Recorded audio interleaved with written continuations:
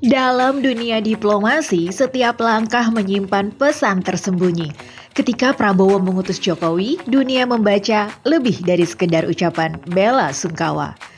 Mari kita bicara bangsa.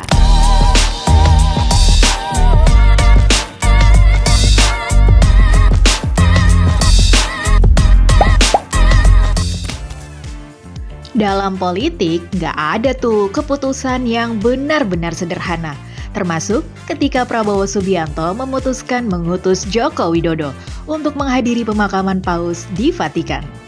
Sebuah langkah yang di permukaan tampaknya sopan, tapi di baliknya mungkin aja ada permainan makna yang lebih dalam.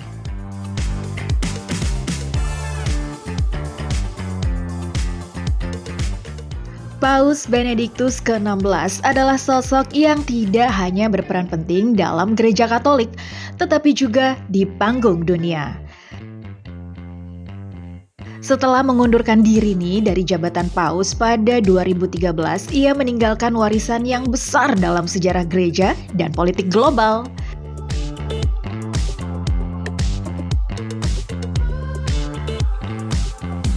Bapak Presiden Prabowo Subianto memutuskan untuk mengutus beberapa tokoh untuk ikut menghadiri acara pemakaman di Vatikan. Di antara tokoh-tokoh yang diutus oleh Bapak Presiden Prabowo mewakili bangsa dan negara Indonesia adalah yang pertama Presiden ke-7 Bapak Joko Widodo, kemudian yang kedua Wakil Menteri Keuangan Bapak Tommy Jiwandono, kemudian yang ketiga Bapak Jonan, dan yang keempat Bapak Natalius Pigai. Di dunia diplomasi, siapa yang diutus adalah pesan itu sendiri. Dan Jokowi lebih dari sekedar mantan. Ia adalah brand global yang masih kuat dijual. Secara hierarki, harusnya kan ada banyak nih nama yang bisa mewakili Indonesia. Menteri Luar Negeri, ada Menteri Agama, bahkan Duta Besar. Tapi kenapa harus Jokowi? Sebagai mantan presiden, Jokowi membawa legitimasi kuat di mata internasional. Ia dikenal luas, dihormati, dan simbol stabilitas Asia Tenggara.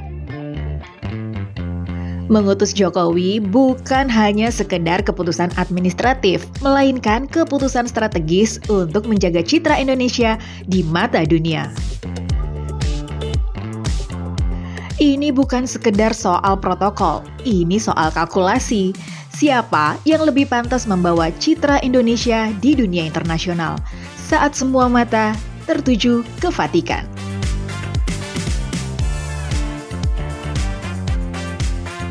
Nah, dengan mengutus Jokowi, Prabowo mengirimkan sinyal kesinambungan bahwa kepemimpinan Indonesia tidak dipisahkan garis tegas oleh periode.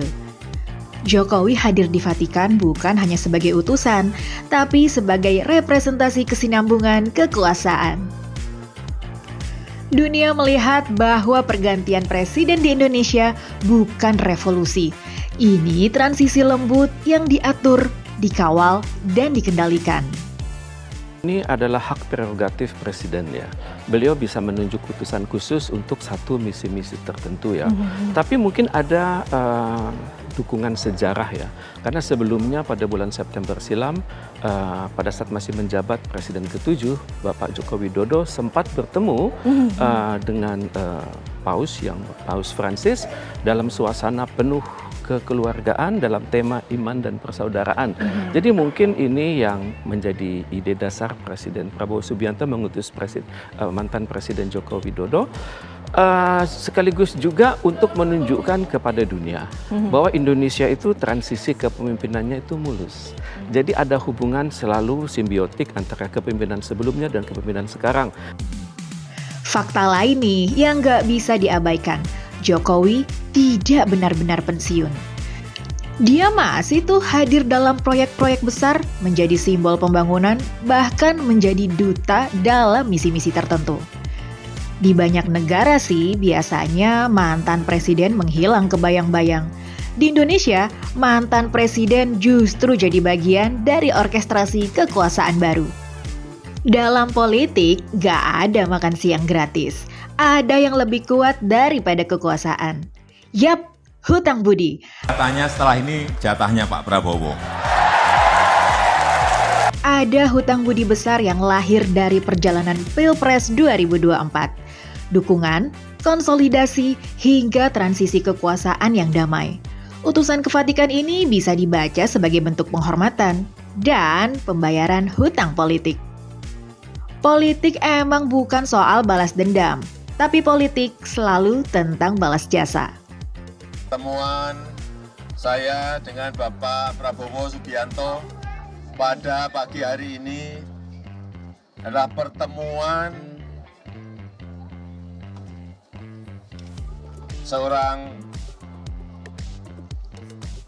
sahabat, pertemuan seorang kawan, pertemuan seorang saudara,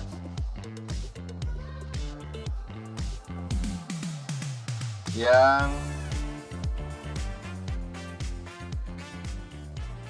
sebetulnya ini sudah kita rencanakan lama.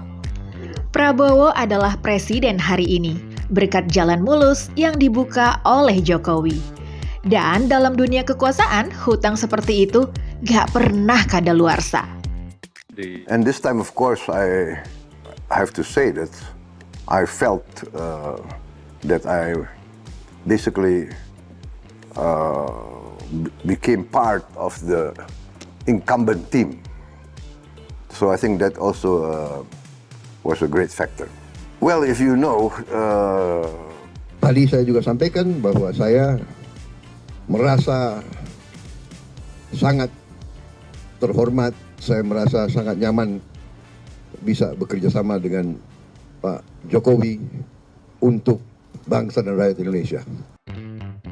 Kalau mantan-mantan presiden lainnya sibuk ngomong cucu, beda sama mantan yang satu.